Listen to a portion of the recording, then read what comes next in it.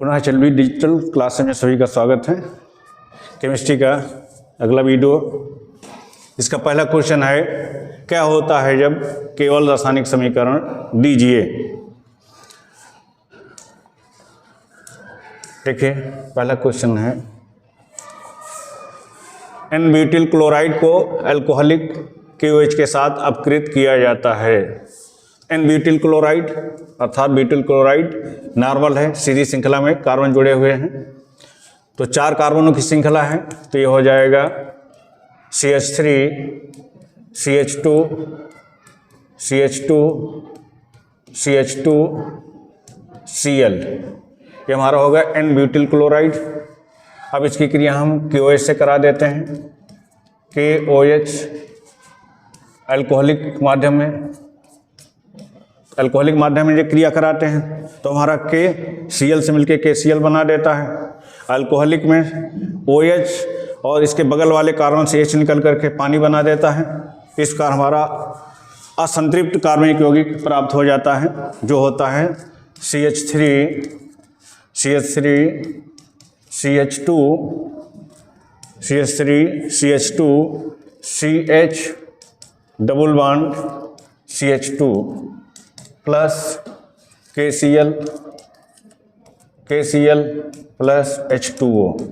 इस तरह से हमको ब्यूटीन प्राप्त हो जाती है। हमारा ये कार्बनिक यौगिक ब्यूटीन बन जाता है। ब्यूट डबल बॉन्ड है इसलिए इन ब्यूटीन बन जाएगा। दूसरी हमारी रासायनिक अपक्रिया है, शुष्क ईथर की उपस्थिति में ब्रोमोबेंजीन की मैग्नीशियम से क्रिया होती है। तो जब एल्किल हैलाइड मैग्नीशियम धातु से क्रिया करता है तो ग्रिग्नार्ड अपकर्मक बनाता है, तो इसमें ग्रिग्नार्ड अपकर्मक का निर्माण होगा। तो ब्रोमोबेंजीन है, हमारा बेंजीन रिंग पे Br जुड़ा हुआ है, तो ये हमारी ब्रोमोबेंजीन हो गई। कि क्रिया मैग्नीशियम से कराई जाती है, Mg से कराई जाती है। मैग्नीशियम शुष्क ईथर की उपस्थिति में कराई जाती है, तो हमारा ये बन जाता है Mg, हमारा C और Mg के बीच एंट्री कर जाता है और ग्रिग्नार्ड अपकर्मक बना देता है, तो ये बन जाएगा Mg और ये बन जाएगा Br। इस तरह से हमारा ये बन जाता है एक प्रकार का ग्रिग्नार्ड अपकर्मक।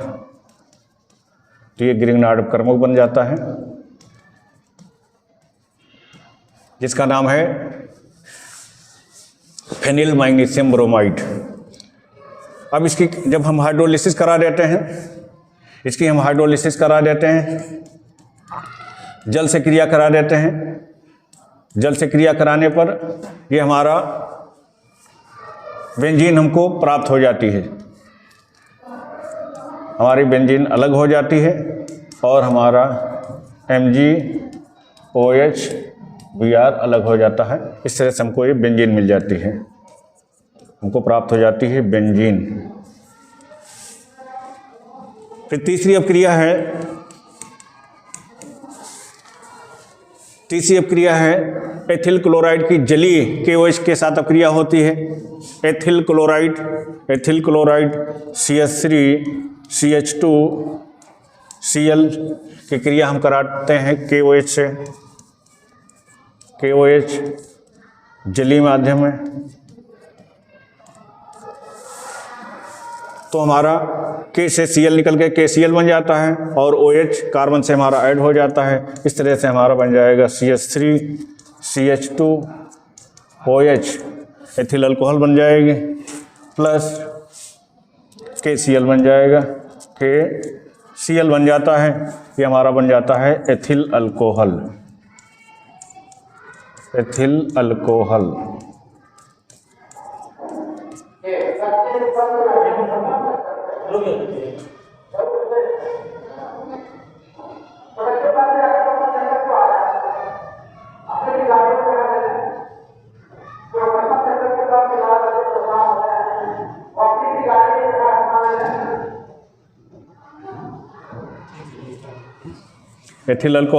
जिनका IPAC नाम होगा, 2 कार्बन के लिए रूट वर्ड होगा एथ, सिंगल बंद है इसके लिए सफिक्स N और OH के लिए लग जाएगा ऑल, तो इसलिए इसका नाम हो जाएगा एथेनॉल। तो हमको एथेनॉल प्राप्त हो जाता है।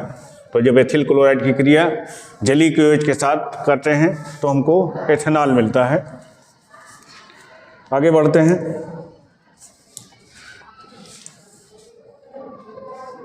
अगली अपक्रिया हमारी है, चौथी रासायनिक अपक्रिया है शुष्क ईथर की उपस्थिति में मेथिल ब्रोमाइड की अपक्रिया सोडियम से होती है। देखिए मेथिल ब्रोमाइड ये भी आपका एक एल्किल हैलाइड है।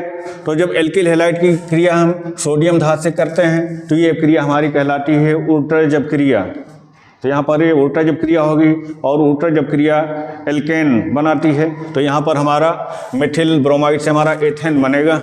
तो देखिए रासायनिक अपक्रिया हमारी होगी मेथिल ब्रोमाइड अर्थात CH3Br की क्रिया हम सोडियम धातु Na से कराते हैं शुष्क ईथर की उपस्थिति में। शुष्क ईथर तो इसके दो अणु ले लेते हैं और इसके भी दो अणु ले लेते हैं। तो दोनों Na के साथ दोनों Br निकल के चले जाते हैं Na के साथ। तो इससे NaBr बन जाता है और CH3 के दोनों आपस में संगुणित हो जाते हैं। तो CH3 और प्लस दो अणु बना देते हैं NaBr। तो इस तरह से हमको प्राप्त हो जाता है एथेन।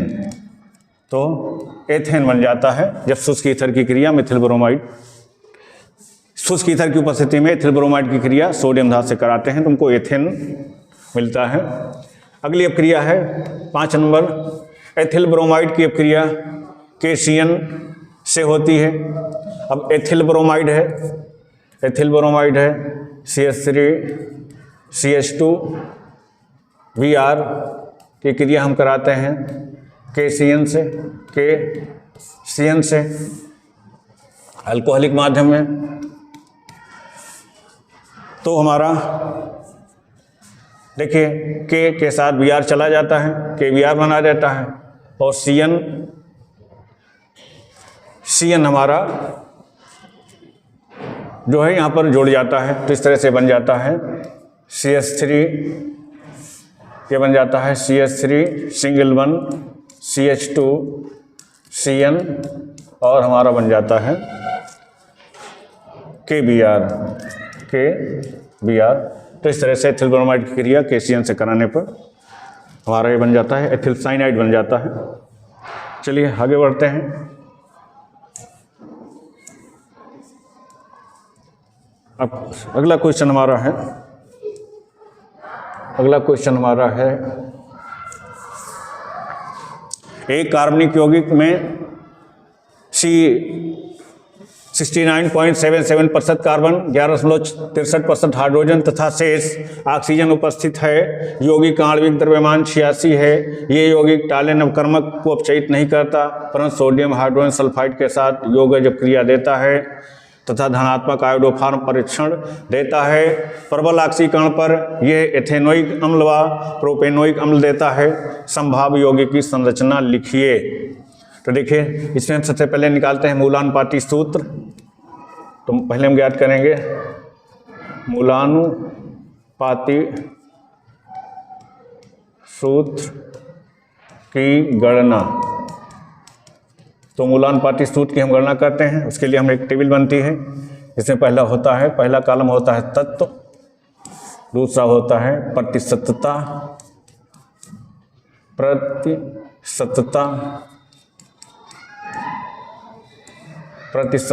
दूसरा होता है परमाणु भार, फिर अगला कॉलम बन जाता है प्रतिशतता बटे परमाणु भार,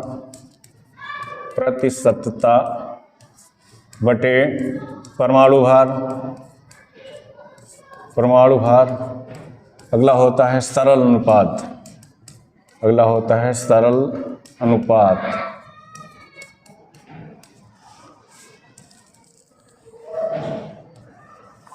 सरल अनुपात। अब देखिए हमारा दिया है कार्बन, अगला तत्व है हमारा हाइड्रोजन और शेष तत्व वो हमारा अगला है ऑक्सीजन। कार्बन की प्रतिशत मात्रा हमको दी है, यह है 69.77। हाइड्रोजन की प्रतिशत मात्रा दी है 11.63 63%। कार्बन का परमाणु भार 12 होता है, हाइड्रोजन का 1 होता है। अब दोनों को जोड़ करके हम घटा देते हैं तो 69.77 11.63 ऐड करेंगे, 10 7 3 10 हो जाएगा, 7 6 13 1 14 हो जाएगा, 9 1 10 1 11, तो 6 1 8 7 1 8, कुल हुआ 81.40। इसको 100 से घटा देंगे तो हमारा 81.40 में 100 माइनस हो जाएगा, तो हमारा बचेगा 10, शून्य से शून्य गया, 10 से 4 गया, 6 बचेगा, 6 बचेगा। यहाँ 9 से 1 गया, 1 बचा, यहाँ 9 से 8 गया, 1 बचा, तो ये हमारा हो जाएगा 11 पॉइंट, ये हमारा हो जाएगा 11। ऑक्सीजन शेष बचेगा 11.63 जोड़ दिया तो ये हमारा बचेगा, सॉरी यहाँ पर हमारा 9 बचा था, 9 बचा तो 9 से 1 गया हमारा, ये 8 बचेगा, 18.60 होगा। 9 से 8 गए, 1 बचा, 18.60 हो गए, ये हमारा होगा 18.60। इसका परमाणु भार हमारा होता है, ऑक्सीजन का होता है 16। अब इसको डिवाइड करेंगे तो 69.77 अपॉन 12, ये हो जाएगा 11.63 बटे 1। अगला हो जाएगा 18.60 बटे 16। अब ये डिवाइड करने पर हमको मिलेगा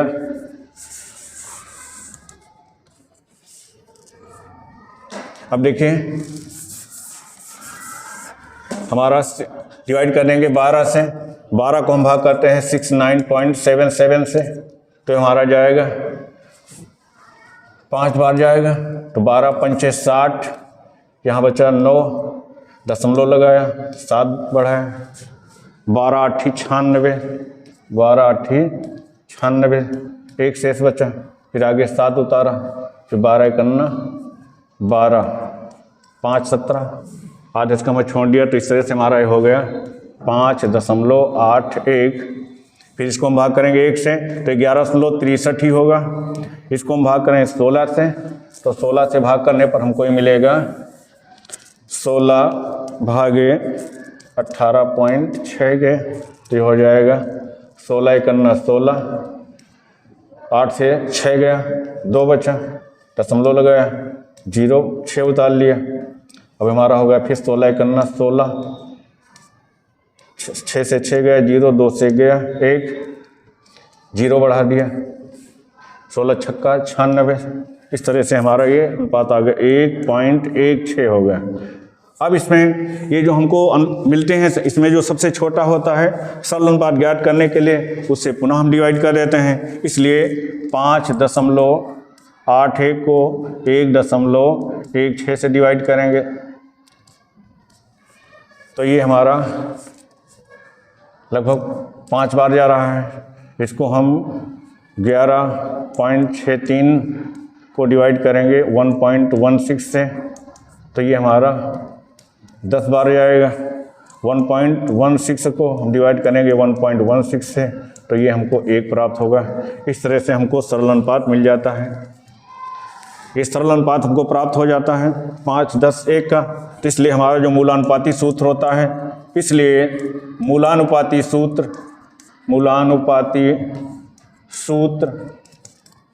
बराबर हमारा होता है CHO, क्रम से लिख देते हैं। अब C में सरल अनुपात 5 आ रहा है इसलिए इसके 5 अड़ होंगे, H में 10 आ रहा है इसके 10 अड़ होंगे, तो O में 1 आ रहा है तो 1 होगा। इस तरह से हमको मूलानुपाती ये मिल जाता है। मूलानुपाती सूत्र C5H10O, ये हमारा मूलानुपाती सूत्र हो जाता है। अब इस मूलानुपाती सूत्र के लिए, इसके हम सूत्र की गणना के लिए इसका हम सूत्र भार निकाल लेते हैं। तो आगे बढ़ते हैं, अब स्क्रीनशॉट लेना है ले लीजिए या नोट कर लीजिए। अब आगे इसके आगे हम बढ़ते हैं।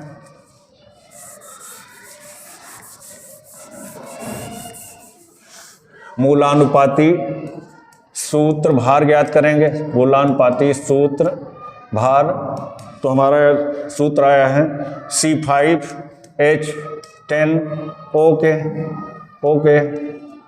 सी के 5 होने तो 12 को 12 गुणे 5 1 गुणे 10 प्लस 16 तो 12 पंचे 60 प्लस 10 प्लस 16 16 10 26 20 60 ये हो जाएगा 86 के। ये हमको 86 प्राप्त हो जाता है। अब हम अंशसूत्र ज्ञात करने के लिए n का मान ज्ञात कर लेते हैं। हमारा n बराबर होता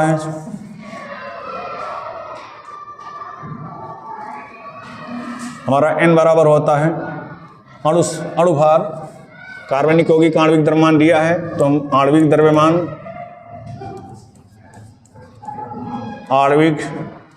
द्रव्यमान बटे मूलानुपाती सूत्र भार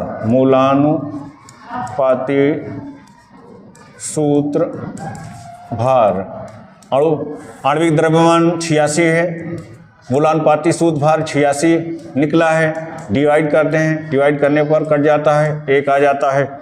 इसलिए मूलानुपात अणुसूत्र हमारा हो जाएगा। अब अणुसूत्र हमारा हो जाएगा अणुसूत्र बराबर हमारा फार्मूला होता है इस प्रकार। अणुसूत्र बराबर होता है मूलानुपाती सूत्र का होल ट्वाइस n। अब n का मान हमारा 1 निकला है, इसलिए मूलानुपाती सूत्र हमारा आया है C5H10O होल ट्वाइस 1 हो जाएगा। इस तरह हमारा आणविक सूत्र हो जाएगा C5H10O। अब ये कार्बनिक यौगिक हमको मिल गया।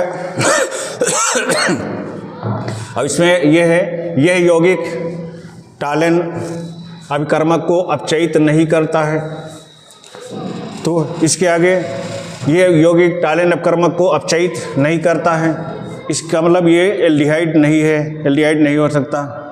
परंतु सोडियम हाइड्रोजन सल्फाइड के साथ यौगिक देता है, इसलिए यह कीटोन हो सकता है, कीटोन है। फिर आगे देता है तथा धनात्मक आयोडोफार्म परीक्षण देता है, तो धनात्मक आयोडोफार्म परीक्षण देता है, इसका मतलब ये मेथिल कीटोन है। इसकी प्रबल ऑक्सीकरण पर यह एथेनोइक अम्ल व प्रोपेनोइक अम्ल देता है। संभाव्य यौगिक की संरचना लिखिए। तो देखिए इसकी अपक्रियाओं के लिए तो आगे बढ़ते हैं, तो हमारा ये हो जाएगा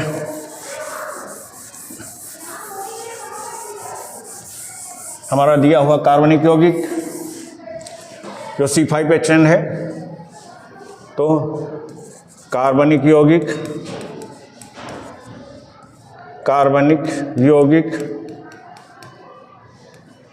C5H10O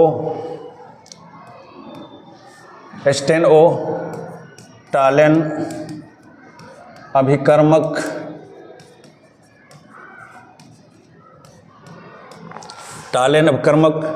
को अपचयित नहीं करता है, अपचयित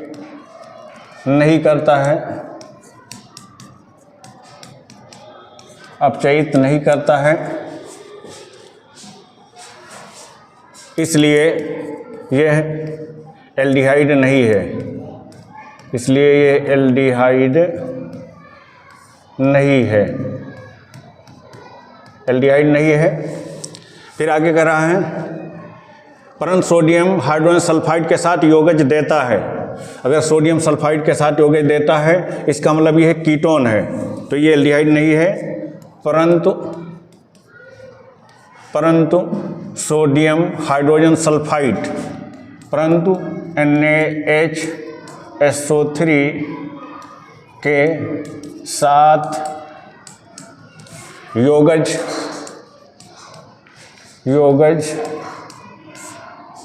प्रदर्शित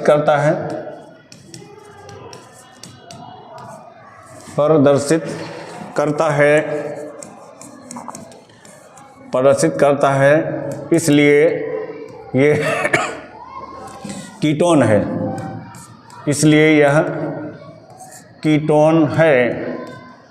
फिर आगे कहता है तथा धनात्मक आयोडाइड परीक्षण देता है, तो ये कीटोन है, तथा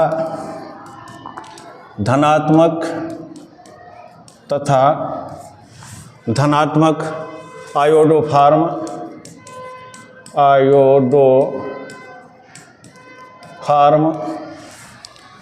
परीक्षण देता है। आयोडोफार्म परीक्षण देता है, इसलिए यह मेथिल कीटोन है। इसलिए यह methyl ketone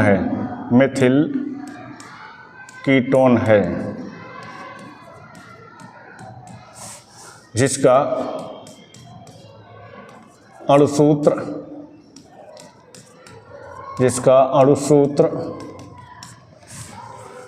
CH3C double bond O CH2CH3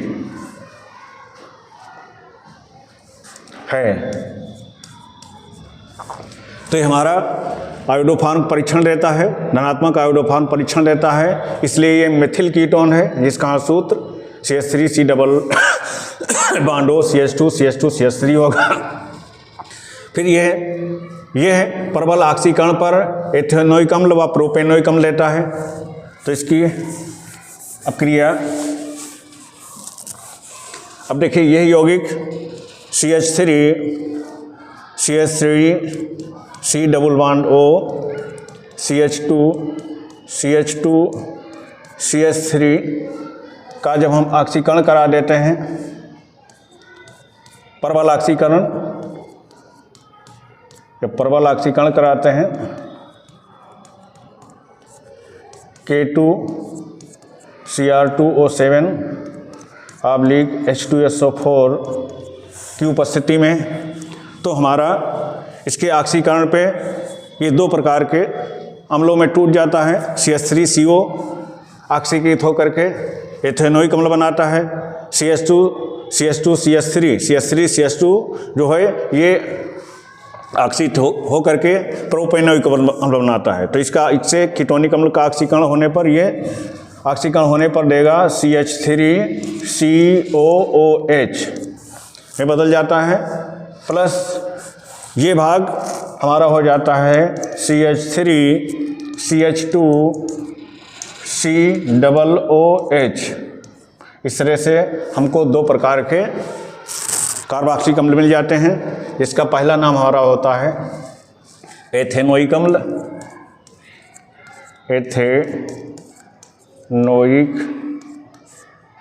अम्ल, और दूसरा हमारा बनता है प्रोपेनोइक